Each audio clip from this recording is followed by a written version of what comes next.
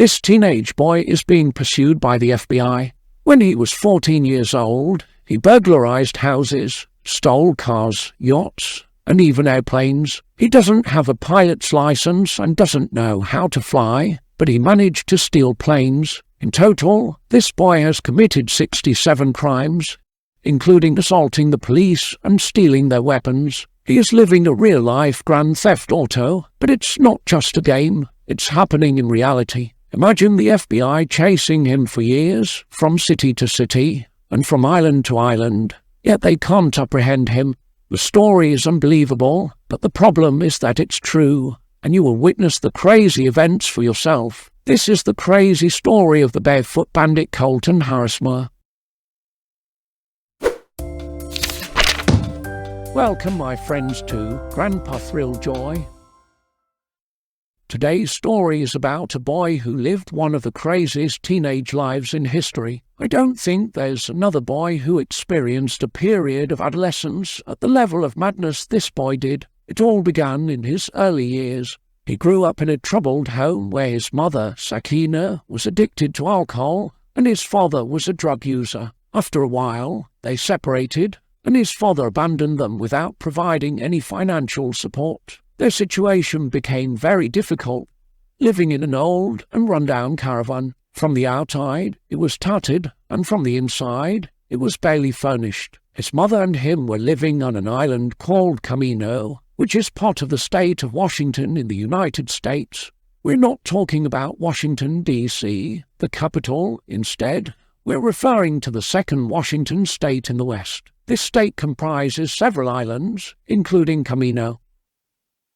Of course, this island had a large town, almost like a city, where Colton and his mother lived in one of the island's areas. Besides living a life of difficult poverty, his mother showed no interest in him at all. All she cared about was finding the next man to close the deal with. Unfortunately, Colton struggled to find something to eat. He couldn't get proper meals. Faced with no other solution, he turned to theft. Colton would enter shops and supermarkets, reaching out to steal things, especially food and beverages. Due to his lack of experience, he often got caught, and sometimes he would spend a day or two in the juvenile detention centers, which were more like holding facilities rather than traditional prisons. They had security guards, surveillance, and resembled houses or schools from the outside. After every incident, he would get into many problems at school, leading to frequent suspensions or even expulsion. His mother, indifferent to the efforts of the police and school administration trying to communicate with her, remained uncooperative. At the age of 14, he continued this pattern, gradually evolving from petty theft to breaking into houses. He learned how to pick locks, break them, or discover hidden spare keys in the houses he invaded. When he broke into houses, the first thing Colton did was head straight to the fridge. He would grab food and drinks, and then settle on the couch, either watching TV or playing PlayStation. He always aimed for vacant houses, especially those whose occupants were away on vacation or a trip. This was facilitated by the fact that many houses on their island served as holiday homes. The owners only visited during vacation times. Colton could enjoy the house as if it were his own. Sometimes he even spent several nights there, taking showers, changing his clothes, and treating the place like his own home. Some houses even had cars in them, so he would take the car for a spin, exploring the area. Afterward, he would fill up the gas tank and clean the car before returning it to the house in better condition. Before leaving the house, he made sure to take anything valuable he could find. He might come across a safe, break into it, and take cash and gold. Additionally, he would grab any electronics he could carry, such as laptops and PlayStation consoles. After satisfying his hunger with the stolen food, he would leave with all the valuable items he could gather. One might wonder why he would fill up the car with gas, return it clean, and then proceed to steal money, gold, and other items.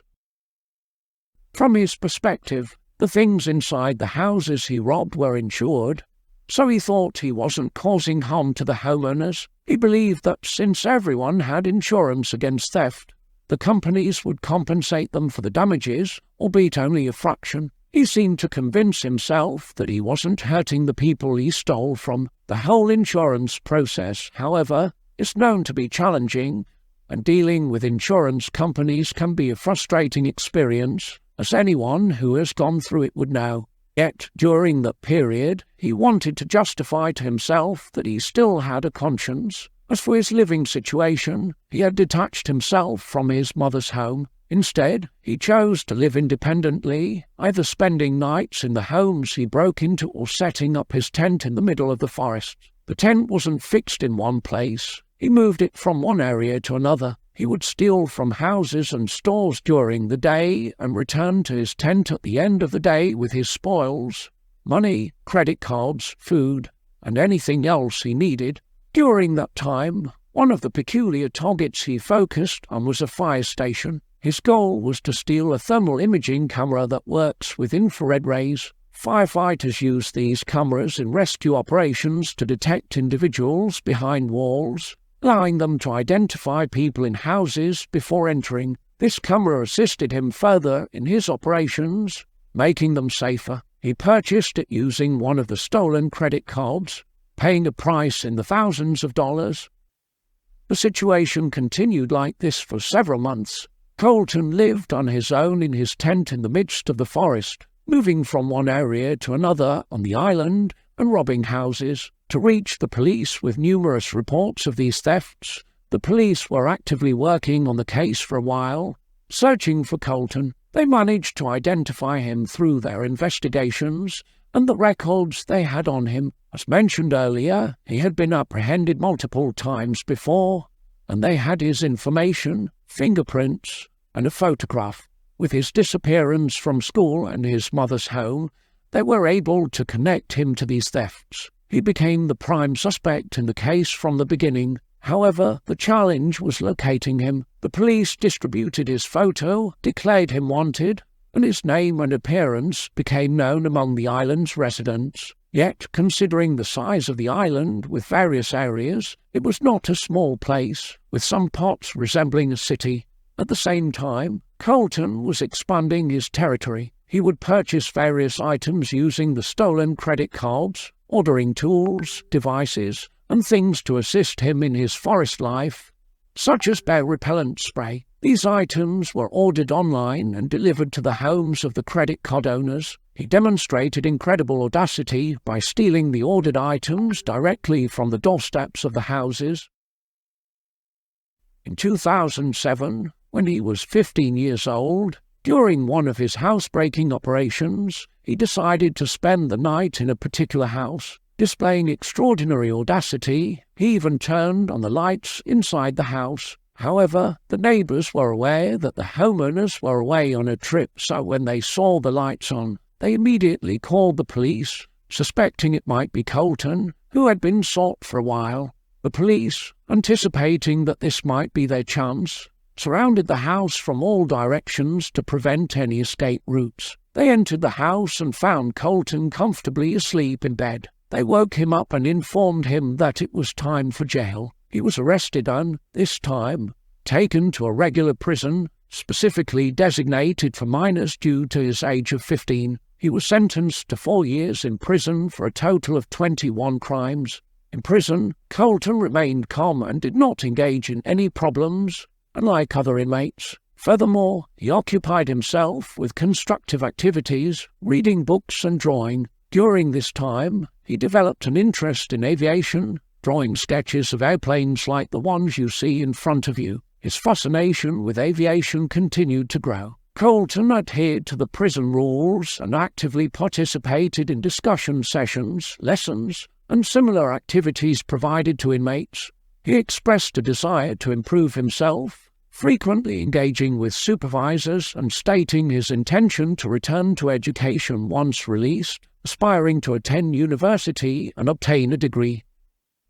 However, the supervisors were skeptical, suspecting that his apparent commitment might be a ploy to secure a transfer to a less strict facility. After 10 months of maintaining good behavior in prison, Colton was indeed transferred to a detention center. There he closely observed the guards' movements, analyzed security routines, and familiarized himself with the monitoring protocols. One night, he executed a quiet escape, slipping out through a window without encountering any perimeter fencing or barriers. Once free, Colton returned to his previous lifestyle of living in a tent in the forest.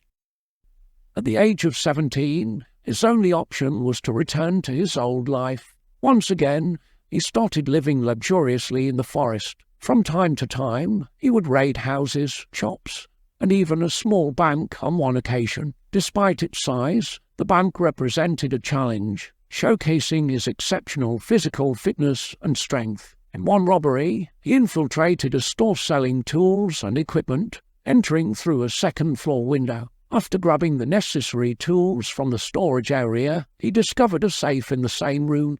Using an iron bar, he relentlessly struck the safe until he broke it. And then he decided to break into our safe, which he did. Over $3,000 in our safe. He had big crowbars, and he just pounded it to death. While the police were searching for him, they couldn't locate him. One night, he invaded a house that happened to have a powerful sports car, a Mercedes. He stole the key, started the car, and raced through the streets at a crazy speed of 200 kilometers per hour. At one point, he passed by a police car, and they decided to chase him. Colton quickly noticed them, played a cat-and-mouse game with the police, and, after a few minutes of evasion, drove the car off the road into one of the forests. He collided with a tree, abandoned the car, and fled into the woods. Despite police reinforcements and attempts to surround the area, they couldn't find him. His robbery operations continued, with each successful heist eluding the authorities. Colton would drop off the grid until the next daring act. Saturday morning, someone broke into a deputy's car, stealing a rifle, ammo, and a laptop. People believe that someone is Colton Harris-Moore. Once, among his many exploits, he stole a machine gun from a police car. This means that he is now armed, and despite his previous non-violent thefts, stealing a machine gun from a police car is a serious matter. The police forces on the island launched an intensive search operation in all areas. Search operations were conducted, with officers carrying their weapons, searching for him. Of course, they also had their dogs, equipment, and helicopters flying overhead. However, all these search operations did not yield any results at this stage. The search efforts escalated to the highest levels, and even the FBI participated in the investigation and search for him. They placed a reward of $10,000 on him. Not only the security forces, but also bounty hunters started looking for him on the other side. He was living in a different world and planning something. None of them could imagine what he was up to. We previously discussed his love for airplanes that grew while he was in prison. After escaping, he joined aviation clubs to learn about aircraft and their equipment. He even bought a powerful laptop and started playing flight simulation games. One of these simulation games was Microsoft Flight Simulator, which is still popular today. It's a highly realistic game,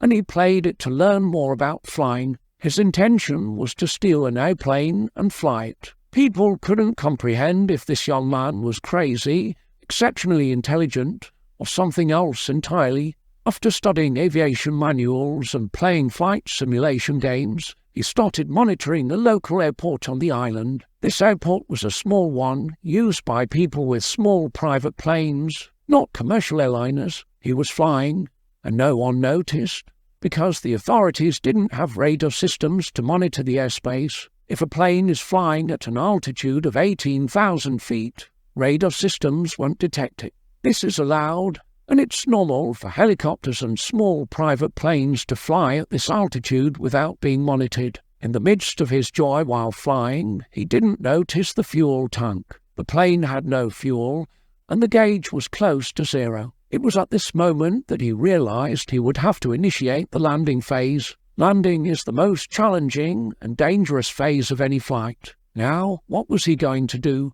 The only option was a crash landing, also known as a forced landing. He aimed the plane at an open area, landed, and wrecked it on the ground. Surprisingly, he emerged from this crash landing unharmed. He had a few minor injuries, but he stood on his feet and continued his journey into the forest, leaving the wreckage of the plane behind. The theft of the airplane was reported to the police and authorities.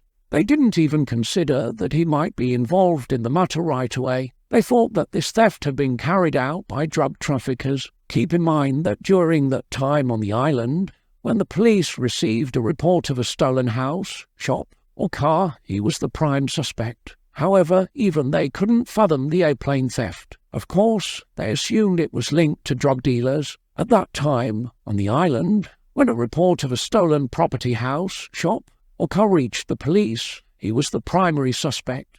However, the theft of the airplane was something they hadn't even imagined. I must emphasize that he didn't travel far. The flight was short, covering only a few kilometers. He remained on the same island after the police search operations began. The police were relentless in their search efforts, and at times they came close to locating him to a significant extent. On one occasion, they even discovered his tent and raided it, but Colton sensed them and left just in time. The police continued their search operations, sometimes getting dangerously close, but he managed to evade them. As Colton continued his spree, the police began suspecting him, especially when they found aviation manuals among the stolen items.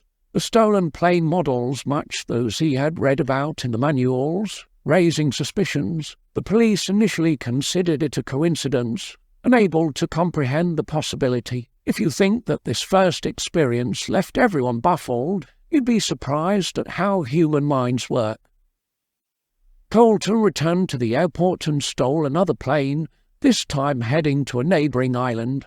Unbelievably, he entered a supermarket while carrying axes. Inside the supermarket, there was a cash withdrawal machine. He used a forklift, commonly found in warehouses, to seize the machine. Pulling it out of the wall, he took the money, and this wasn't the only theft. The island experienced multiple thefts in different locations, all captured by surveillance cameras, leaving the police with evidence of his presence. People were bewildered by his actions. His teenage burglar from Camano Island may be island hopping. As the tales of his exploits grow, Colton Harris-Moore's crime spree may be spreading too. In addition to all those burglaries, Colton Harris-Moore is suspected of stealing as many as 2 airplanes. Airplanes! Where did he learn how to fly? A teenage boy capable of such feats, how was this possible? His notoriety grew, with fans even giving him a nickname, the Barefoot Bandit. It turned out that Colton had begun to enjoy the attention. His actions were not only confined to the islands where he operated. He had fans worldwide, with social media pages, YouTube videos, songs, and graffiti dedicated to him. As his fame escalated, he continued his criminal activities. In one instance, he invaded another supermarket. Colton took a chalk and draw on the ground footprints like the traces of movement. It was as if a guide to his acceptance of the nickname the fans gave him, as if it were a gesture dedicated to his admirers. After that, he decided to leave the second island, because the police and FBI were pursuing him with force, and this time there was even surveillance at local airports. This time, Colton decided to steal a boat, and he did it. Can you imagine this? A 17-year-old boy stealing a boat and crossing the border from the US to Canada. He stayed in Canada several weeks, where he met 2 men by chance on the street, and they become friends without discovering who this teenager really is. Several days later, they discovered on the news about an American teenager wanted by the authorities, and here they realized that the boy they have met is Colton Harris-Moore, known as the Barefoot Bandit.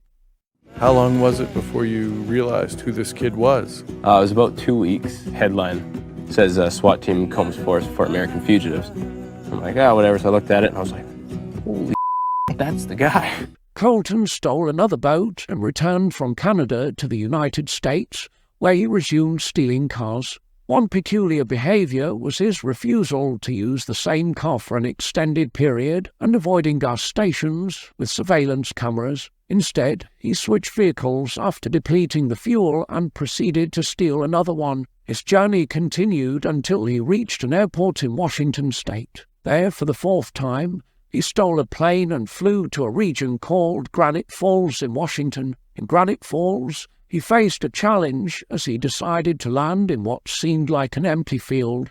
However, the field was not vacant but filled with cut tree trunks. Unaware of this, he attempted to land, resulting in a violent crash. Remarkably, he survived without serious injuries. He quickly exited the plane, heading towards the nearby forest. Unbeknownst to him, the crash had been witnessed, and the police, alerted by the public, initiated a massive search operation. As the authorities closed in, a family reported seeing a suspicious person in the woods near their home. The police swiftly investigated the area, and indeed Colton was hiding there. A chase ensued, but he managed to escape, leaving his belongings behind. The police confiscated his possessions, which included a bag filled with approximately $20,000 in cash and a camera with selfies he had taken.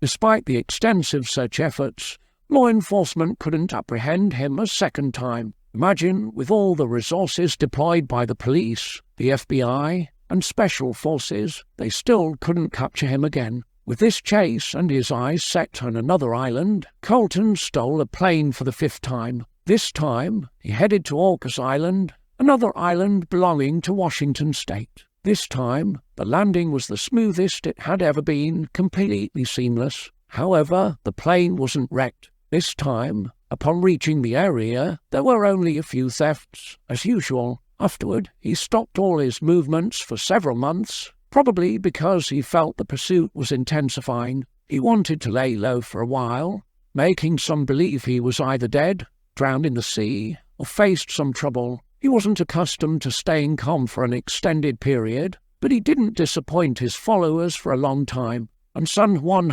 Island, one of the Washington Islands, people were surprised to find a drawing of a large man on the harbor. With this drawing, they realized that one of the rodents was missing. It was an announcement that their beloved thief was back in action. Like a hero in a series, he seemed to be presenting a show to his fans after stealing a boat from this harbor. Another island called Lopez, and once again he stole another boat.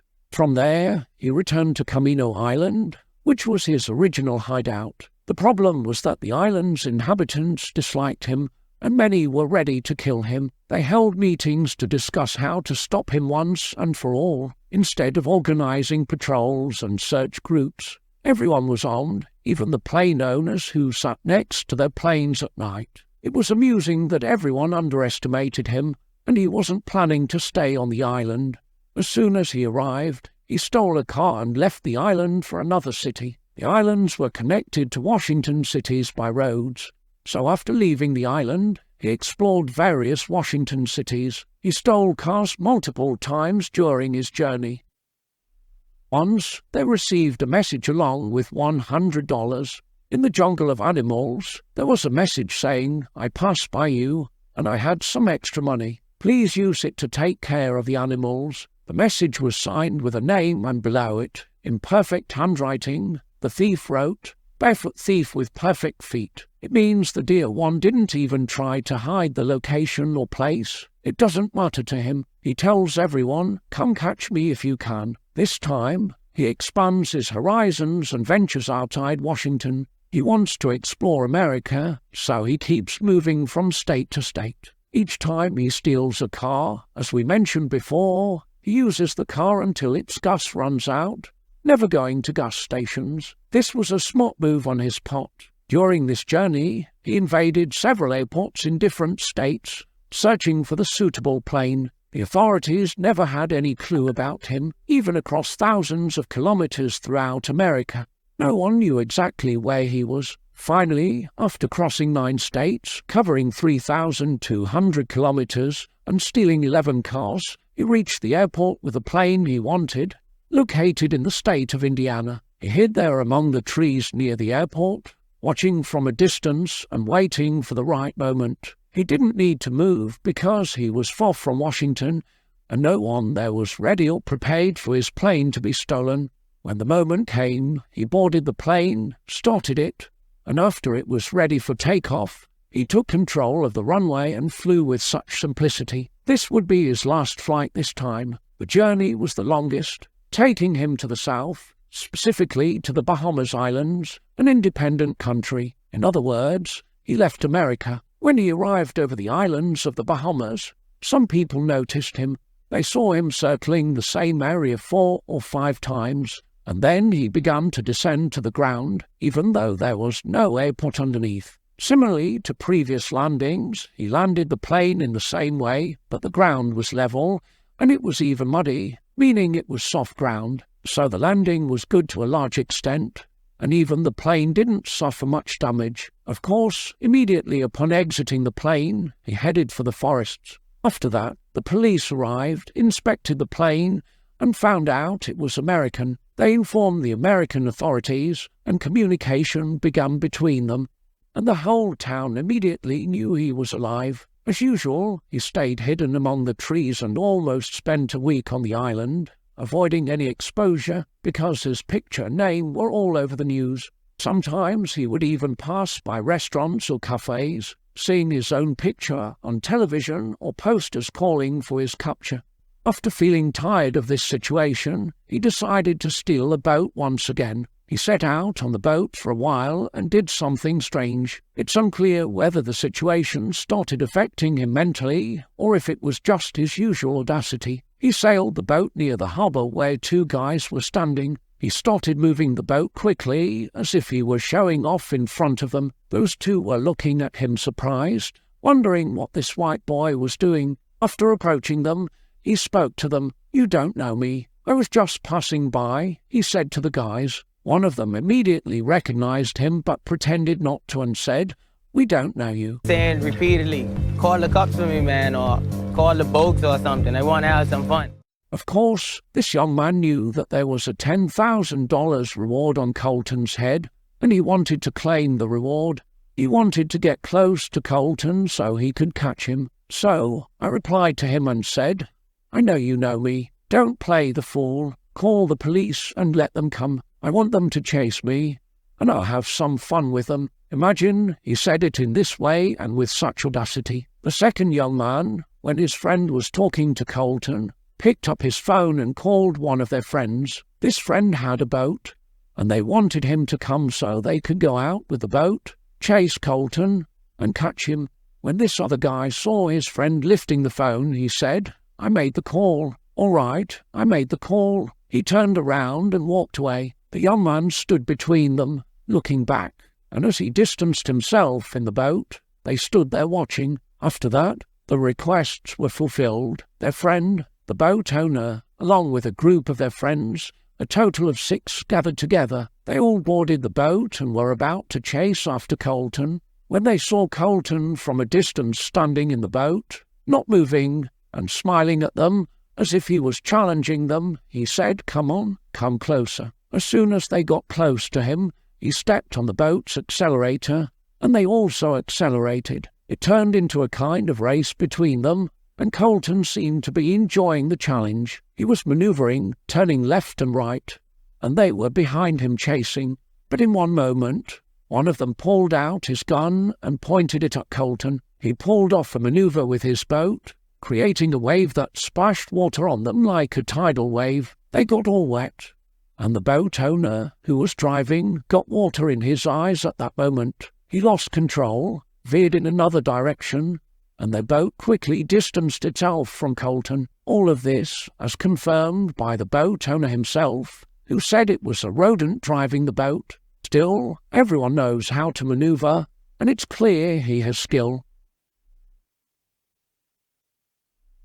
I've been driving boats just about all my life. I've been to captain's school, I have captain's license, but to him, he looked like he have some good skill. To put that move on me, I was unbelievable there. Certainly, as we said, he distanced himself from them and headed towards the harbour. Close to the harbour, there was either a house or a palace directly behind it, guarded by a watchman. The watchman was observing the events from a distance and seemed surprised. He saw a boat chasing another boat, and one of the boats had a single person, while the second boat had a group of people shouting loudly as if they were in a war, pursuing the boy's boat. The watchman contemplated calling the police, but when he saw the boy's boat, which was like a ton, approaching the harbour rapidly, he signalled him to slow down.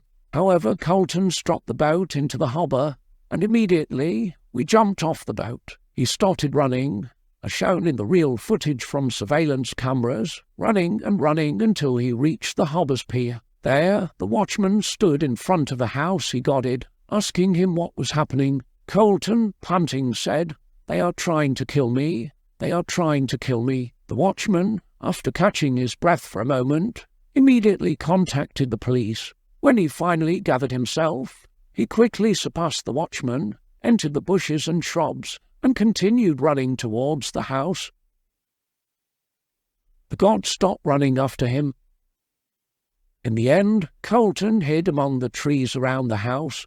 The guard immediately contacted the police chief in this area, as they had a connection. He said, "I think that boy from the news is here, hiding in the house I'm guarding among the trees. Come quickly and surround him." The police chief immediately mobilized and informed all his officers, whether on duty or not, to move to this area and the port. They started surrounding the place, and luckily, he couldn't leave the area since there was no open space to escape. However, sneaking between the trees, he managed to reach the port from the other side. Quietly, he descended into the water while they were searching above. Slowly, he swam to a boat, and at that moment, many people were standing at the port, but the police, boat owners, and everyone were surprised to see a boat moving quietly with its lights off. They wondered why this boat was moving. People quickly realized what had happened and informed the police that their boats were not there. Imagine some people who were standing at the port volunteering their boats to the police to chase Colton. The police got on those boats, and the pursuit began. Suddenly, the boat he was on got stuck on a sandy extension coming from the island. He didn't notice it, so his boat got stuck in the sand. The propellers were hitting the sand, and the boat isn't moving. Colton kept trying to step on the sand, but his efforts were in vain. The police were approaching him. Finally, they got close, aiming their weapons at him. Here, unexpectedly, he raised the pistol he had and pointed it at his head, threatening to shoot himself. The police kept urging him to drop his weapon, but Colton continued shouting, insisting that he could never go back. However, with his other hand, Colton was moving the boat's propeller, still trying to get it out of the sand.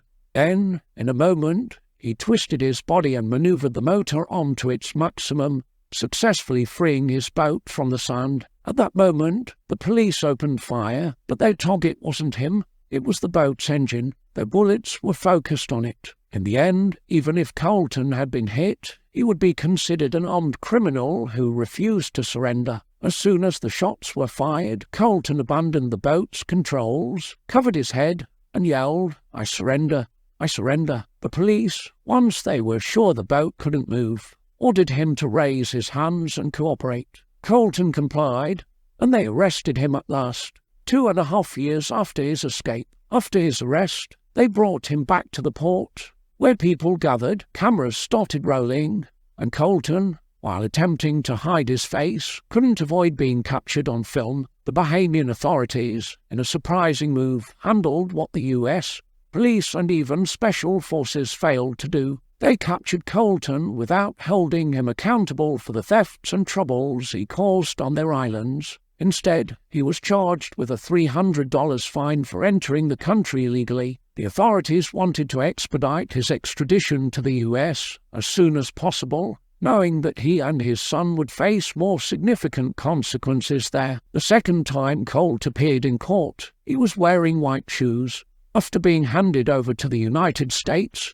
he was tried in 2010, and the trial continued for several months. Now he is 19 years old, no longer a minor, and will be tried like any other adult. The charges against him were numerous. Imagine, he faced 67 charges in 3 different countries, the US, Canada, and the Bahamas. The potential sentence could reach 30 years or more. One of the best lawyers, John Henry Brown, known for taking on the most challenging criminal cases, defended him. His job is not to prove the innocence, but to try to reduce the sentence. The controversial cases Brown handled include the infamous John Venables, one of the most notorious serial killers in history. Brown convinced Colt not to challenge the charges. Instead, he persuaded him to confess to all of them, emphasizing his difficult childhood and the environment he grew up in. Even the judge and the jury paid attention to the empathy-worthy circumstances of his upbringing. The judge, after consulting with the jury, sentenced him to only 7 years, and he served only 5 years before being released on parole. Colt was released in 2016 at the age of 25. It's remarkable that he worked as an assistant in the office of the lawyer who defended him. It's challenging for a person with a criminal record to find employment, making Brown an exceptional lawyer. In subsequent interviews, Colt expressed his hatred for the person he was in the past. He wants to distance himself from that person as much as possible and leave the past behind. Currently, he is trying to rebuild his life, searching for opportunities such as giving lectures and sharing his life experience with others. This person may have lived through one of the craziest teenage phases in the history of this planet. Imagine, at this age, he stole houses, cars, boats, planes, and even robbed banks, escaping from prison. There is no way to imagine someone who went through a more insane adolescence. If you know someone, tell me. They should make a story about it. And now we have reached the end of our story. If you enjoyed it, support me with a gentle like. If you are not subscribed, subscribe and activate the bell button. Other awesome videos are upcoming soon to you watch and enjoy. See you in the next video. Goodbye.